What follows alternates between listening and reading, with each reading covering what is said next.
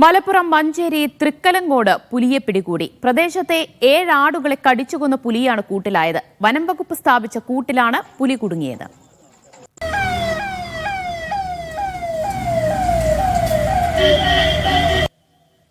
മുഹമ്മദ് ഷംസീർ വിവരങ്ങൾ നൽകും. ഷംസീർ, എത്ര മണിയോടെയാണ് പുലി കൂട്ടിലായത്?